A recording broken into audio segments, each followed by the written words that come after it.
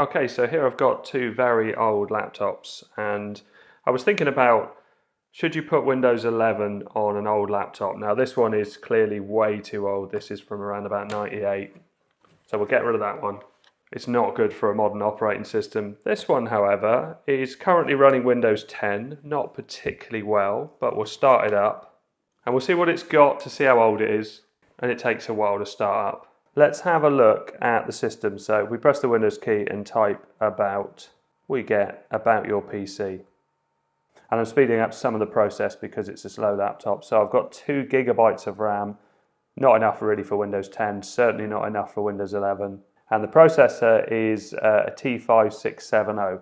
And we can have a look at that. So we go to the browser and we'll do a search for T5670 and released, just to see when it came out. So launched in 2006.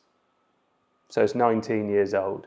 So Windows 10, as I say, doesn't run well on it. Windows 11 will run terribly. You can install it. There's a way of installing Windows 11 or updating to Windows 11 on an old laptop, but it just isn't worth it. So 2 options: Chrome OS Flex, which is a very lightweight operating system run by Google, although they recommend 4 gig of RAM. And I'm going to try and do this sticking with the 2 gig of RAM that's in there. So I'm going to go with Linux. And the version I'm using is Xubuntu.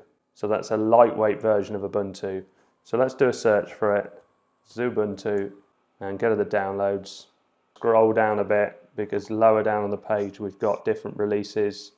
So some of the mirrors here. So we go to UK. Doesn't really matter where you're doing it from or what mirror you use. There's an ISO here, so this is 4 gig as a download, so let's click on that and I'm going to save that on the desktop. So now I need something to write that Linux to a USB stick, so let's try Raspberry Pi Imager. And this is the GitHub, which is where you can download it. Now I've tried the latest version and it doesn't support this version of Windows, so I'm going to go for their oldest version. So let's go 23 releases. And I'm going to scroll all the way to the bottom. Version 1.8.1 back in 2023. I'm hoping this will work. So it looks like there's only one Windows version there. So let's try that. Save that on the desktop. Okay, so that's all finished. Let's close the browser because it works a lot better without the browser running. And plug in a USB stick. That's for the operating system to be written to. So let's open Raspberry Pi Imager. And we say yes, and install, and we can do finish, which will run Raspberry Pi Imager, albeit very slowly. I don't need the newer version because it won't work on this computer. So choose operating system, scroll all the way down to use custom, and then we need to go to the desktop, which is here, and find that ISO file. You can see there's Xubuntu. Hit open, choose storage, so that's my Samsung USB stick I plugged in. Hit next, no to customization, and yes. And I'm thinking this is probably going to take ages because everything's been really slow on this laptop with Windows 10. So we'll come back when that's all done. Well, I thought it was going to be slow. It's actually pretty fast. The verifying bit we don't necessarily need to do. We'll trust the system. So I've hit cancel, and now I can shut this down. And it's the last of Windows 10 on this device because it is horrible on here. Now unfortunately that's the last we'll see of this laptop, because after it was shut down it wouldn't turn on again. So the light would come on, it would flash on here, but I couldn't get it to turn on with or without the battery. I tried all sorts of things, took it apart, unseated, reseated everything, couldn't get it to work. But luckily, I've got a backup laptop. Now this has got actually a slightly inferior processor, but it's got a better display and it's in a lot better condition. And if I switch this one on and tap F2, that will take us into the BIOS. And we can see we've got a dual core T2330. And unfortunately the 5670 on the broken laptop is 17% faster, but we'll go with it. It's similar specs, same year. And the RAM, where's it going to tell me that? Oh yeah, we've got 2 gig of RAM. So let's switch this off. Because part of the problem with these old laptops has to be the incredibly slow storage. Be good if it was in this bit, as it's only one screw. Oh, it is. Now hopefully it's a standard connection. There's a screw here and here. So this is an old spinning mechanical disc, which tends to be really, really slow. This is a solid state drive, and this is 128 gig. So I just need to release this from the caddy. Okay, so the drive is that way around. Okay, that's the last screw. Let's pop that into place. And I'll have a look at the RAM while I'm here.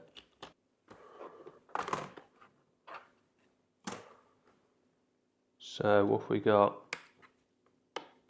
Just one slot it looks like. That's a shame. So that's a 2 gig. So that would have been able to possibly upgrade the other one if it was the same speed and type, which it probably was. And there's a possibility I could even change the CPU, because the CPU is one that you slot in. But obviously that has implications for the cooling and everything like that, so I think I'm probably not going to bother with that, as the other processor wasn't even that fast anyway. Okay, so new SSD inside. Let's plug it in. Plug my USB stick in the back. Switch on, and we're going to press F2 when prompted, or F12 actually. F12 is the boot menu. It's obviously different on different computers. And the Samsung drive. So let's go try or install Xubuntu, and it's booting up, and we're in. So you can try it directly from the USB drive, and it will work from that, but it's going to be faster from the SSD. So follow the instructions on the install Xubuntu to install it to the SSD drive. And I'm going to go with the interactive installation because it's easier. So we'll go with the desktop environment. I'll do the third-party bits just in case it makes the difference. Okay, so that's all finished. Let's show how responsive it is. So if I tap the keyboard and if I type in files, and we'll go for Thunar, the file manager, and just to show that it's usable. It's definitely slow, but it's usable. If we close that down, because I'm not going to open more than one thing at once. I did install Doom on here. Now, I haven't tried this yet. Let's try free Doom 1 and see how quick that loads up. Got some sound. I've lost my mouse pointer. Oh, there it is. So if we, yeah, we've got the sound coming through as well. So if I press escape, there we go, new game. I'm doing this on a trackpad, which is not ideal, but we'll give it a go. Oh yeah, it's nice and fast. I mean, Doom should be, even though it's this older computer. Obviously Doom is much older, but that's nice and fast. No problems with that. So if we quit out of that, and yes, and then if we find what else we've got on here. Oh, we've got the Synaptic package manager. So if you want to install something on there, that's how I installed the Chrome browser. Put my password in. And it's populating it now. So if I was to try, say for instance something like pSensor, I usually do it with the terminal, but let's see how quick that finds that. Just thinking about it. Still going. I guess there's a lot of information to collate. There you go, pSensor comes up there. But I think I'm going to install it with the terminal. So if I do Control-Alt-T, and I'm trying not to do any of this, I haven't done any edit cuts yet. So sudo apt install pSensor. And put my password in.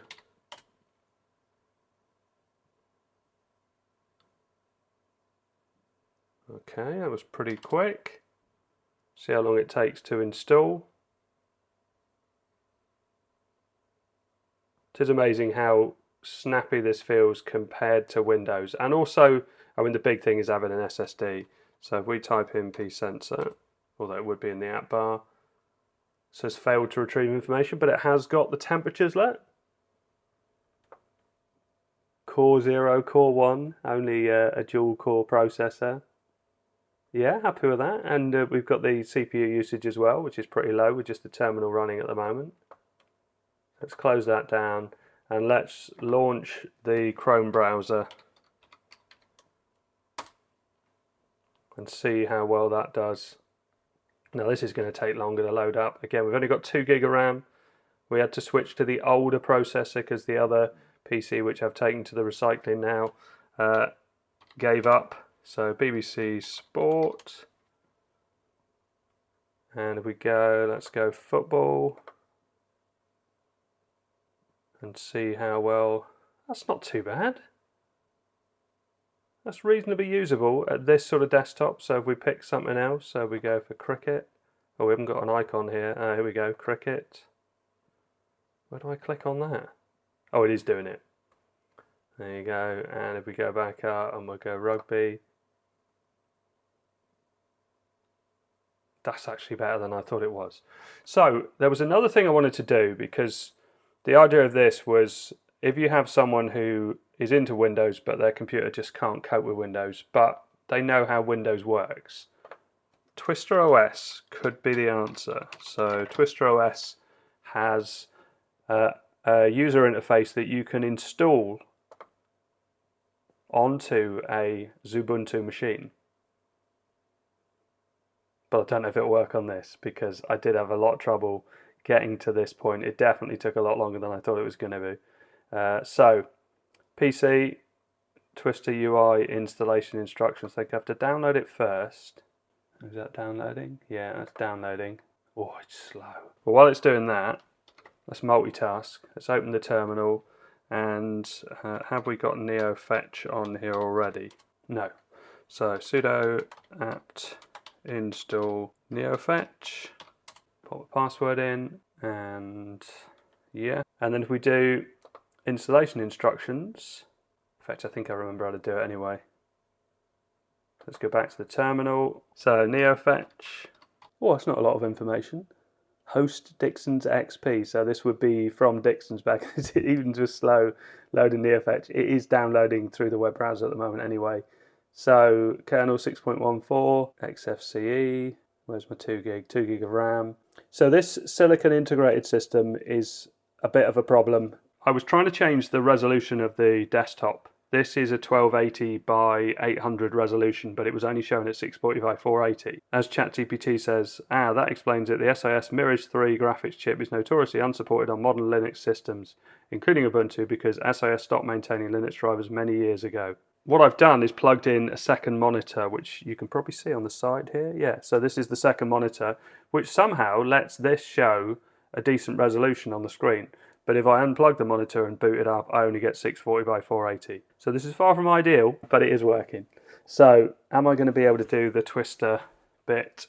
Oh dear, 50 minutes for 501 meg. Okay, we'll come back when that's done. Okay, that was taking too long, so what I've done is downloaded it on my iPad, and I'm going to copy it over from here. Where is it? Here it is. So let's put that in my downloads. And I can close this browser. Okay, so let's open the containing folder in a terminal. I need to copy this.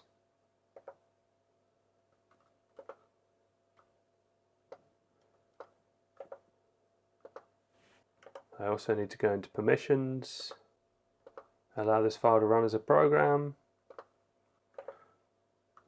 So now back in the terminal, and then I do full stop / and then paste that in and let it run. This will install Twister UI, press enter to continue. Enter. It's whizzing through it.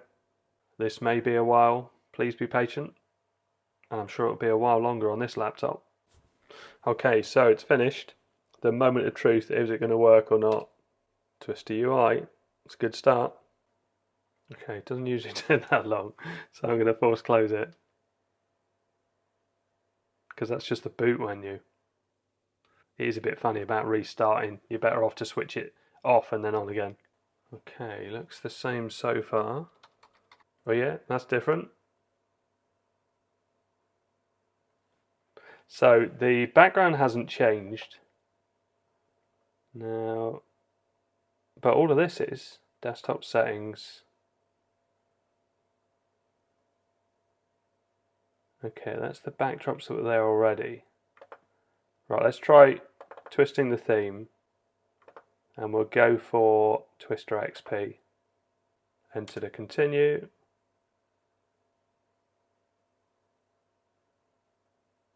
Oh, why is it not changing the background? Because it's done the themelet, so it's very XP, but the wallpapers must be somewhere. Backgrounds, yeah, that's the one. XP.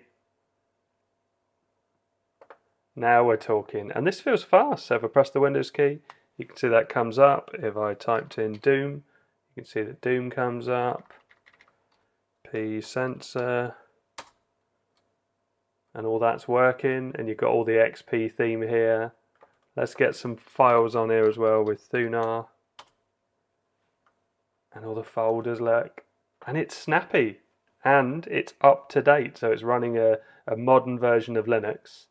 So let's try Windows 10 or 11. No, 11. So Twister 11, we'll go with the light mode. It's cool how responsive it is. It feels more responsive now it's got these themes on it. I don't know why. So what's it going to do? Now that I've changed the backgrounds folder, will it remember that? No. So we've got Windows 11 with the XP background. Oh no, it is coming. So if I just change the desktop and change this to backgrounds,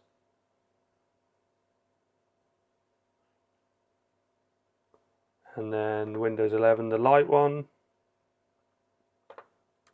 and we're there. Windows 11. And we'll do another Windows one. Let's go with Windows 7, because I read a story on Facebook that said that people were switching to Windows 7 instead of Windows 11. Windows 7 usage is up 5 times instead of Windows 11. Good luck with security on that. So if I press the Windows key, we have the Windows 7 style. Okay, so I hope all this helps. Thanks for watching. Please like and subscribe.